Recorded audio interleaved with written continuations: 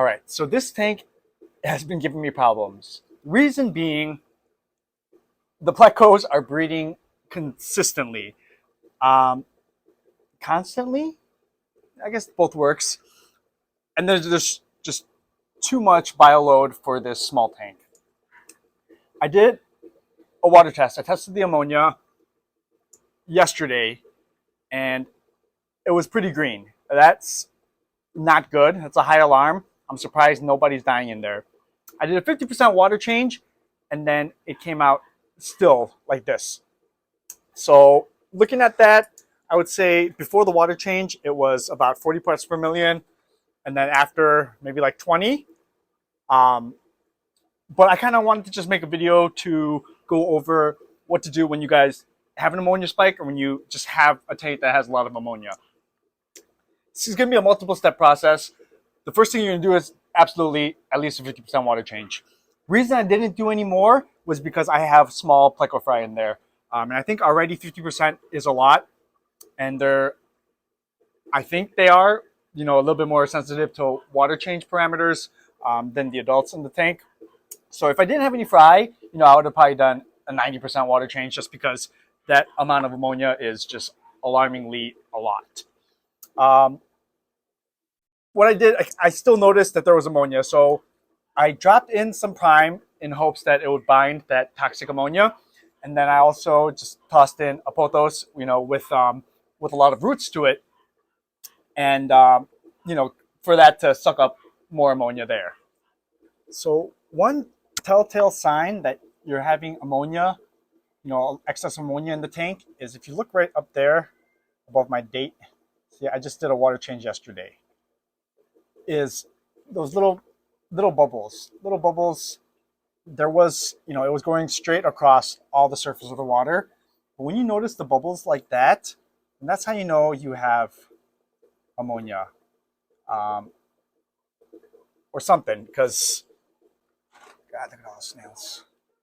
Like right here, I can see it on my other pleco tank that we do have some bubbles forming at the top. So that's gonna tell me that I should probably do a water change soon.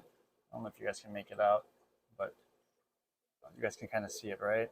All at the top, it's like a little foamy, little micro bubbles. I just did a water change on here. So everything else is looking pretty good. All my tanks that are heavily stocked. I mean, besides these guys, I can tell I'm gonna need to do a water change soon because I can see the water tinting a little yellow, and there's nothing in there that will leach tannins. So yeah, that's definitely the first step. Do a big water change. As much as you can, as much as possible. If you can do a 90% water change, that would be great too. But you do just want to be careful that you aren't shocking the fish, making sure the temperature of the water is as close as you can get to the water that's already in the tank. If you have any fry, making sure they're hardy enough to withstand those, large parameter changes. So after those steps, next thing you're going to want to do, if you have another tank. If you don't, that big water change is going to be your key. But I have multiple tanks, and I specifically have this for a reason. But we're going to talk about beneficial bacteria. So beneficial bacteria grows on surfaces of anything inside the tank. They can, grow on your tank walls. Majority is inside your filter. They're going to be on the substrate, the rocks or wood, anything inside there. If you guys look at this is a pretty bare bottom tank. Besides, an underpowered sponge filter, I've got a little piece of wood, some caves. There's not really anything that, not too much surface area that the beneficial bacteria can live on. So I've got, I don't know, there's a glare. I've got that pot right there. So that pot has a bunch of lava rocks in it. Lava rock, since they're so porous, is perfect for housing beneficial bacteria. I'm not worried about this tank losing it because the sponge filter is so big. I'm either going to grab that whole pot or, you know, a lot of the lava rocks from there and then put them into here.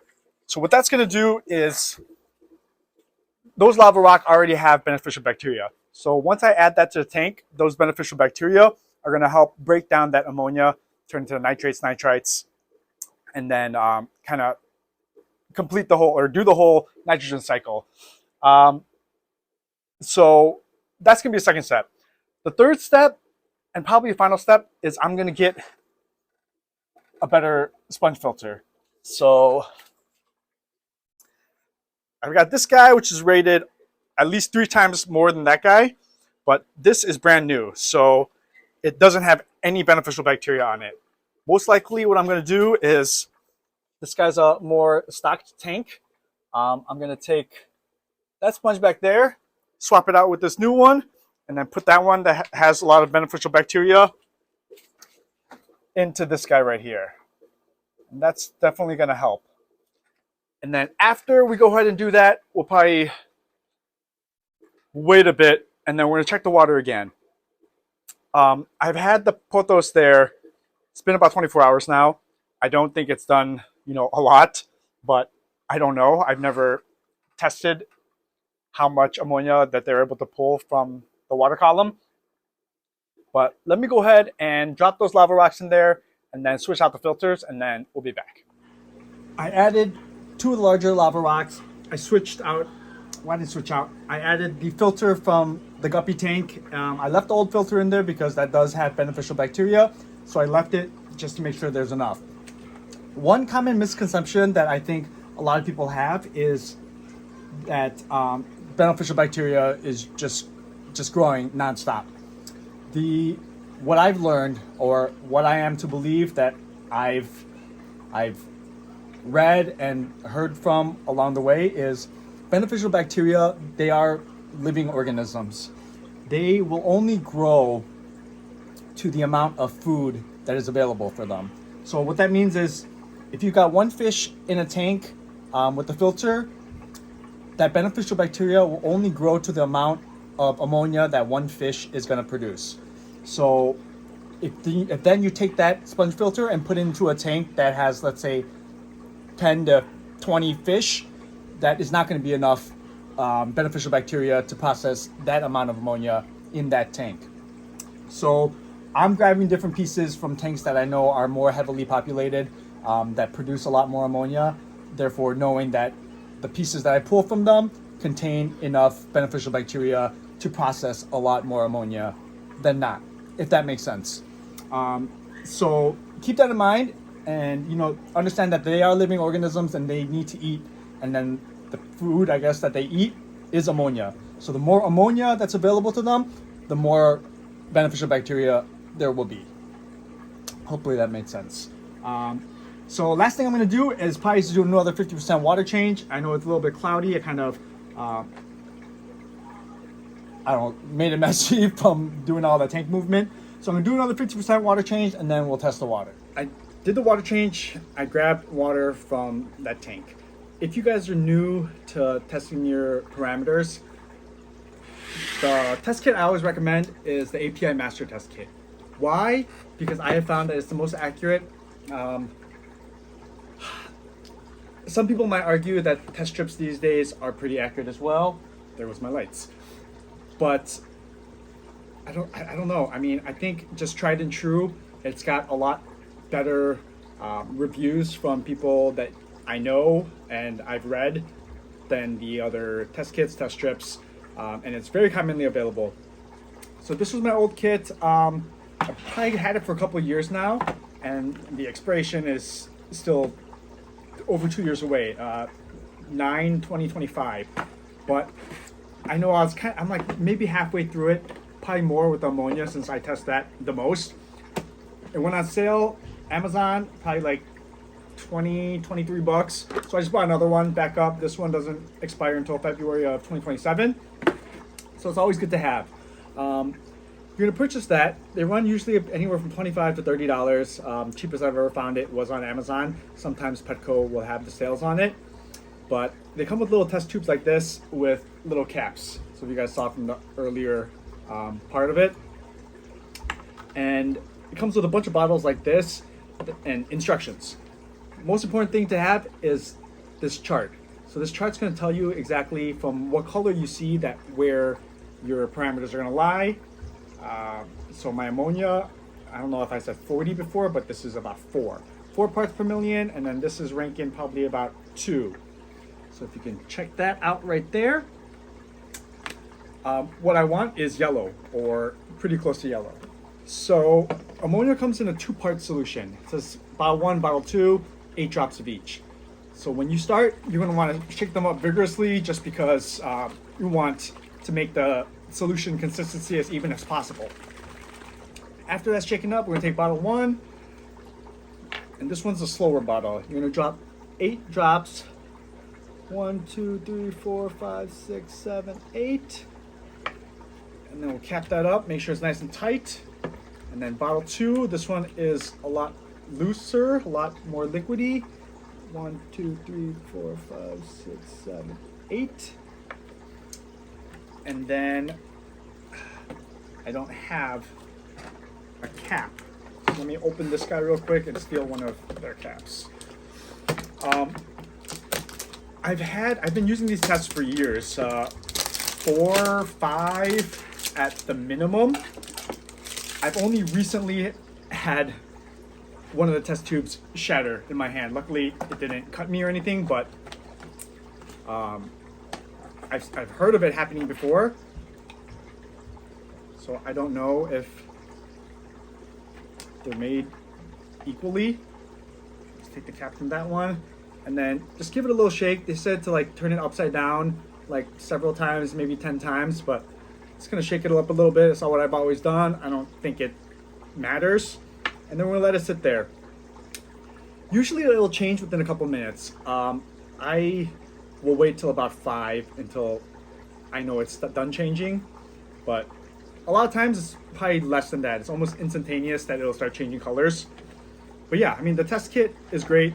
I mean, I'm not sponsored by them, but it's got your ammonia, it's got pH for high and regular pH, your nitrite, and your nitrate.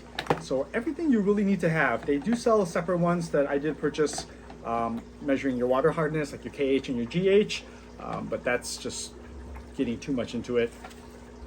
I do like that it brings me back to chemistry class, even though I did very bad in chemistry. It kind of makes you feel like a scientist somewhat. So it's been about a minute, and you can see that not much has changed. It's probably going to stay about this color.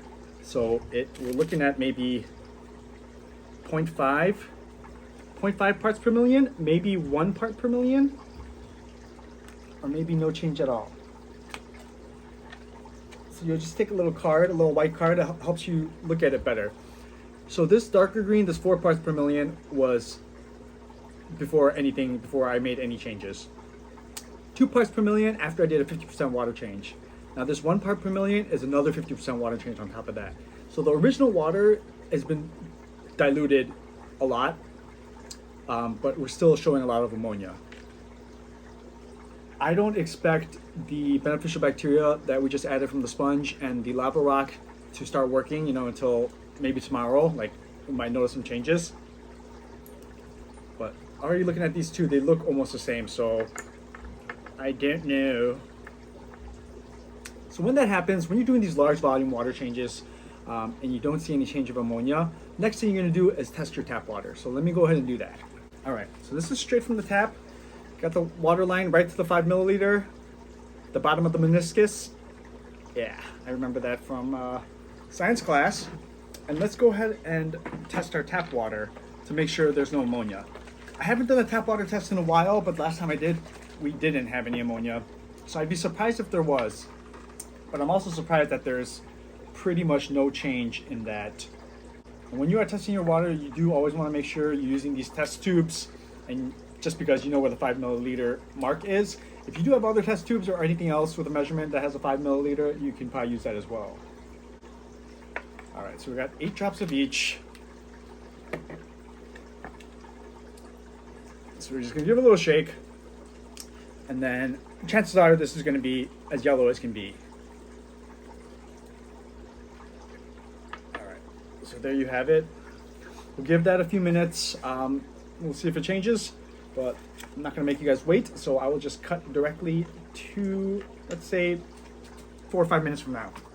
All right, guys, so here we are a few minutes later, and we are going left to right from oldest to newest.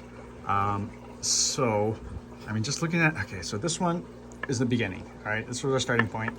It's definitely the darkest green. And then we've got the second guy who is actually looking lighter than this one, which is weird, but I don't know if it's just because it's been 24 hours. These ones were taken, yesterday. This guy we just did before our water changes. And this one is my tap. So this one is yellow as can be, means zero ammonia in my tap. So that means that there's still a lot of ammonia inside that tank. I'm not gonna do anything else right now. Normally I would probably recommend doing another 25% or so water change. But I think the extra steps that I took with adding the larger sponge filter and adding those lava rocks, so pretty much pumping that tank with more beneficial bacteria, I think that's definitely gonna help break it down. I'm gonna give it another 24 to 48 hours. I mean, the fish are doing fine. I have had no casualties. So, you know, as strange as it is, you know, maybe they're just adapt to a little bit more ammonia. I do want to eventually test the other parameters. So the other ones being nitrite and nitrate, just because you got to know that cycle to make sure that hopefully there's not a lot of nitrate. So I'm going to go ahead and test that, and then probably, I don't know, take it from there. But it's just a quick video. I wanted to, you know, take action with that tank. I wanted to record it just so we get that information out there. I know there's a million videos about nitrogen cycle, ammonia spikes, and all that, but it's kind of an easy thing. So always just keep an eye out. Keep an eye out for those little bubbles. If you have deaths that happen in your tank, you know, just test immediately. Always have a testing kit on hand. If you guys can't afford to get the API Master Test Kit, go with the test strips. I've heard that they are still good enough, but ammonia is going to be on a different test strip as the other ones, just because they use a different chemical, or so I hear. So I would at least just get an ammonia test strip. And then, you know, Corey from Aquarium Co-op, he always says, cut them long way down the middle, just so you can turn one test strip into two, saves a little bit of money. All right. Hopefully you guys learned something today, and I will see you guys in the next one.